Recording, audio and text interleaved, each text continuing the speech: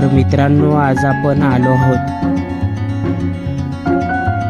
एक अद्वितीय अशा कोणार्क मंदिराला भेट द्यायला आणि एका राजाच्या सूर्यदेवावर असलेल्या भक्तीला साक्षी द्यायला. तर चला तर मग माझ्यासोबत तुम्ही पण या व्हिडिओ मार्फत या अद्वितीय आणि रहस्यमयी कोणार्क मंदिराला भेट द्यायला.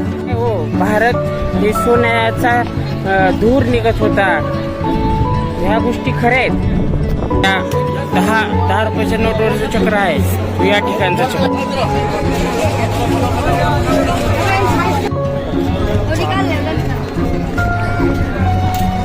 World heritage site.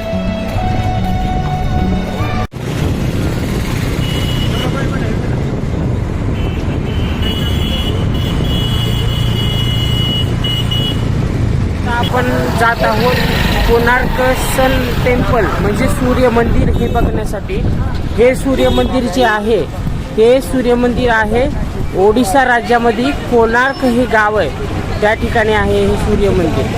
हे सूर्य मंदिर जे आहे ते आपल्या भुवनेश्वरून 60 किलोमीटर असून आणि आपल्या जगन्नाथपुरीहून 20 किलोमीटर आहे. चला तर मग आपण जाऊ आणि बघू ते आपलं सूर्य मंदिर कसं आहे काय नाही. 13व्या शतकामध्ये बांधण्यात आलेलं होतं. 13व्या शतकामध्ये राजा नरसिंहदेव या राजानं याचं बांधकाम केलेलं होतं. मंदिराच्या बांधकामास 12 वर्ष लागले होते आणि 1200 कामगार या ठिकाणी 12 वर्ष काम करत होते या ठिकाणी. आणि नरसिंहदेव हे सूर्यदेवाचे असीमाशे भक्त होते. ते सूर्याचा रथ ज्याप्रमाणे सूर्यदेव हे रथामध्ये बसून चालले आहेत असं तयार करण्यात आलेलं आहे. हे आहे जगातलं एकमेव सूर्य मंदिर कोणार्क.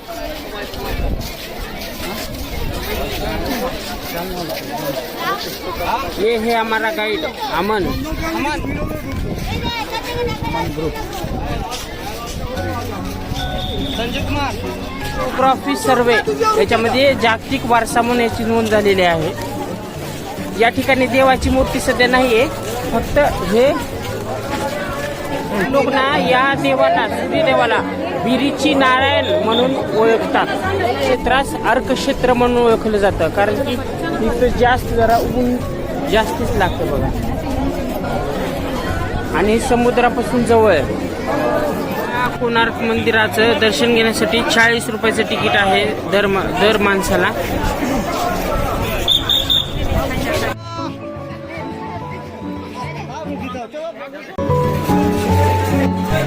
तर हे आहे मित्रांनो सूर्य मंदिर, कोणार्कचं प्रसिद्ध असं सूर्य मंदिर, एकमेव अद्वितीय.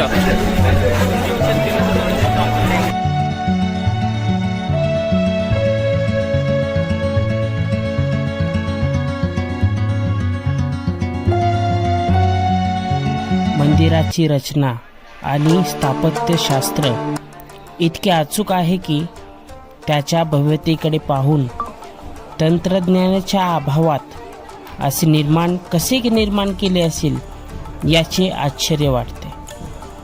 मंदिराचे बांधकाम सूर्याची स्थिती लक्षात घेऊन केलेले आहे.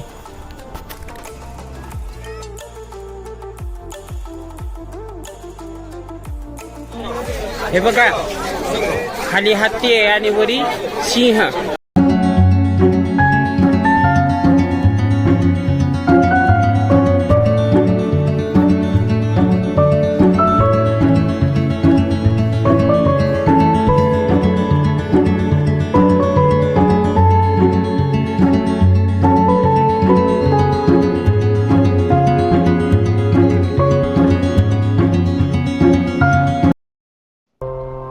मंदिरावर अनेक शिल्पे आकृत्या कोरल्या आहेत, ज्यात मुख्यतः नृत्य, संगीत, युद्ध आणि दैवी दृश्यांचा समावेश आहे.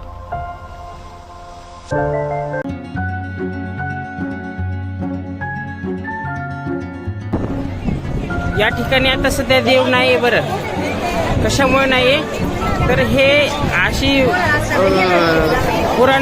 जुन्या काळामध्ये देवांची भग्न अवस्था झाली होती.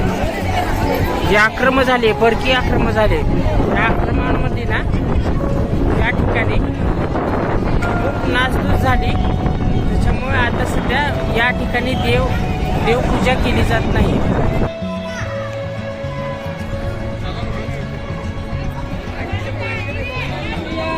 दरवाजा बघा दगड घालून का बंदच करून टाकलेला आहे.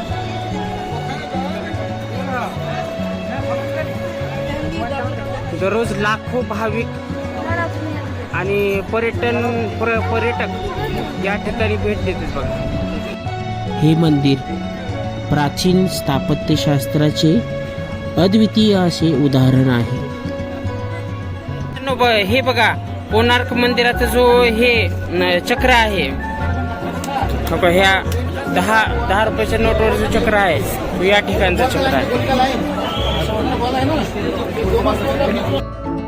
या कोरीव कामातून प्राचीन भारतीय संस्कृती आणि जीवनशैली याचा मागोवा मिळतो.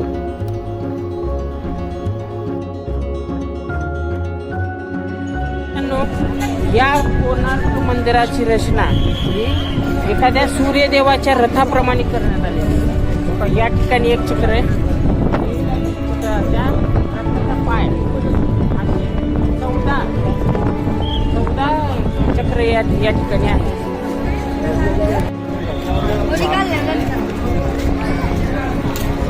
World heritage site.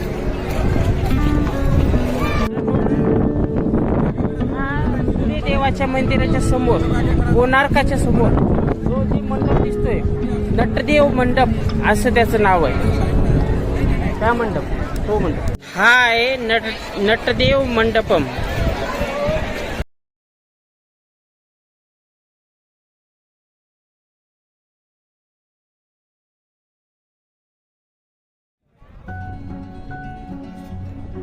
त्याचे बारीक कोरीव काम पाहून असे वाटते की त्यावेळेसच्या शिल्पकारांनी अविश्वसनीय कौशल्य दाखवले आहे. 12 वर्ष एवढे जण काम करत होते. किती महत्व असेल आणि किती श्रद्धा असेल त्या राजाची.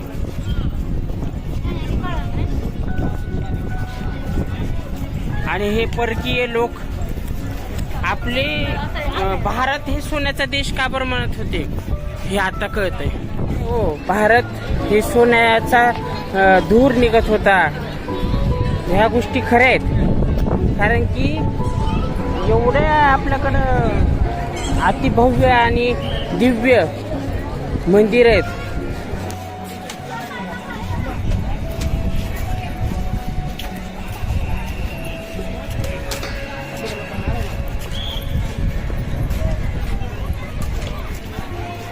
हे सूर्य मंदिराच्या समोर जो आहे का, हे सूर्य मंदिर ह्याच्या समोर जो आहे हे मंडप आहे. आणि सूर्य मंदिराच्या वर हो का या ठिकाणी एक सर्वात मोठा चुंबक होता पहिल्याच्या काळामध्ये. तो चुंबक काय करायचा, समुद्रामध्ये जेवढे हे यायचे ना जहाज यायचे त्यांना ओढून घ्यायचा. मग जर ह्या मंदिराची ना एवढी नष्ट झाली नसती ना कोणची बी गोष्ट,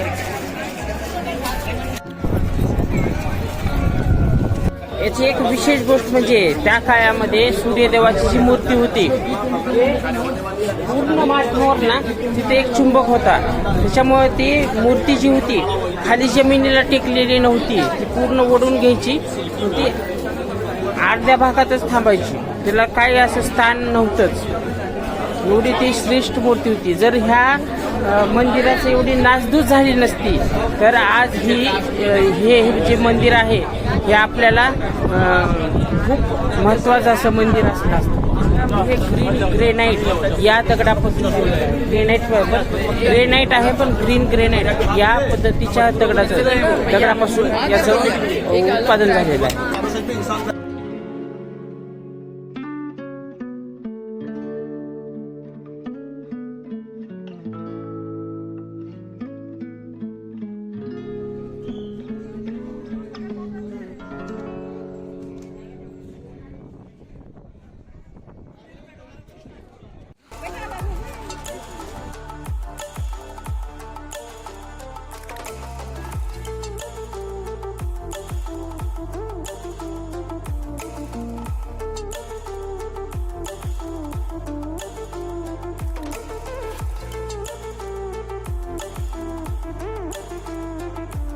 ही आहे सूर्याची घडी. या ठिकाणी हे जे डॉट्स दिसत आहेत त्या डॉट्सवरून किती वाजलेत हे लक्षात येतं. सूर्याचा प्रकाश याच्यावर पडतो आणि हे असं सावली पडते ना, याच्यावर कळतं किती वाजले आपल्याला.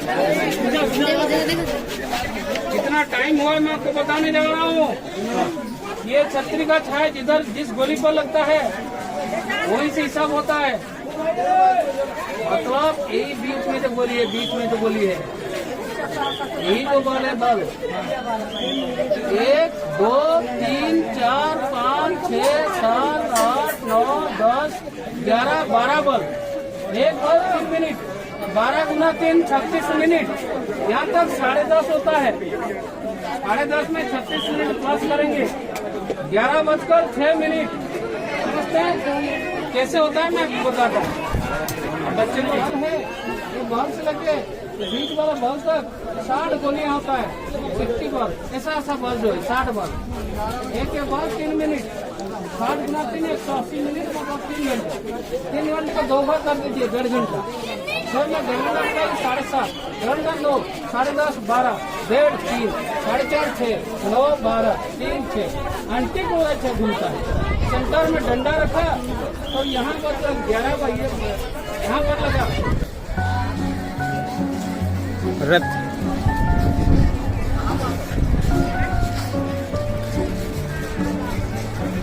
सूर्याचा रथ का बरं म्हणतात हे या दृश्यावरून तुम्हाला लक्षात येईल.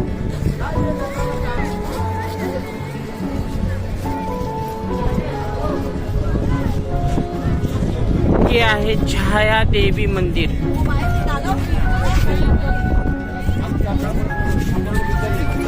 छायादेवी मंदिर. चला तर बघूत आपण कसं आहे छायादेवी मंदिर.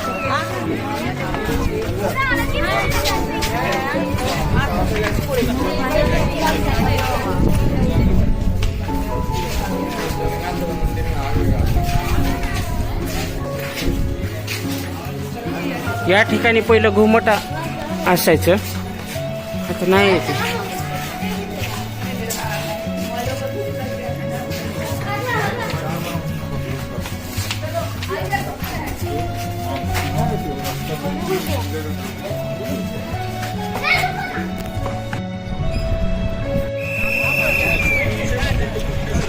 ये शक्ति का प्रतीक, शेर धन्य का प्रतीक.